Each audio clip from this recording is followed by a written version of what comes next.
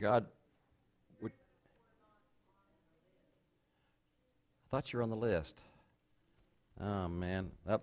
There's some of these I'm going to have to add to. That's why I put blanks at the bottom, but I also put blanks at the bottom for people, like visitors and things like that can go at the bottom. Were there any more of those left over, the group assignments?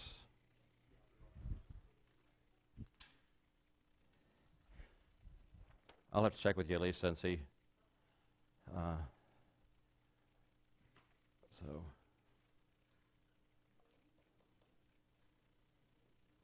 And we're not going to divide into groups tonight anyway. And what we'll do, initially I had thought that we'd have first the lesson and then break up into groups. And then I got to thinking, no, if we're going to be talking about what we did the previous week, it'd be better to have the groups first and then the lesson for the following week, and so groups first and lesson. But then I got to thinking about it, and like what Jason announced on Sunday morning is we'll have the lesson and then the groups. Because in the groups we can talk about how we can implement the lesson and how we implemented the lesson the week before. And so you win, Jason.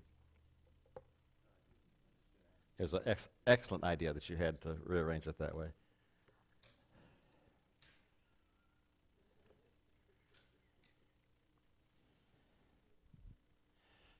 God does have a plan. And God's plan needs to be our plan, and it needs to be my plan. And that's just the way it is. And so that's why at the top it says his, our, and my plan. Is God's plan needs to be our plan, and that needs to be my plan in everything, and that includes the family. Tonight we just want to take a look at a scriptural foundation for the family, where the family came from, why we have families.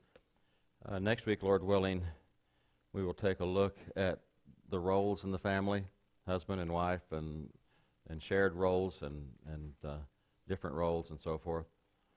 And then the next week, Lord willing, we'll start talking about communication for probably at least a couple of weeks.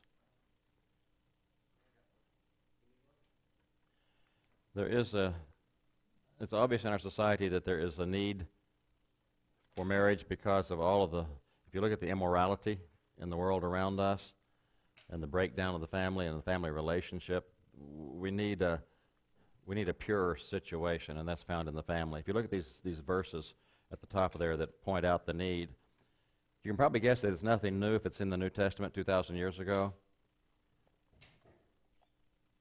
But there are so many of these passages that sound as if they're talking about our society today in the 21st century. Ephesians chapter 2, 1 through 3. It says, "And you were dead in your trespasses and sins, in which you formerly walked according to the course of this world, according to the prince of the power of this air, of the spirit that is now working in the sons of disobedience. Among them we too all formerly lived in the lusts of our flesh, indulging the desires of the flesh and of the mind, were by nature children of wrath, even as the rest."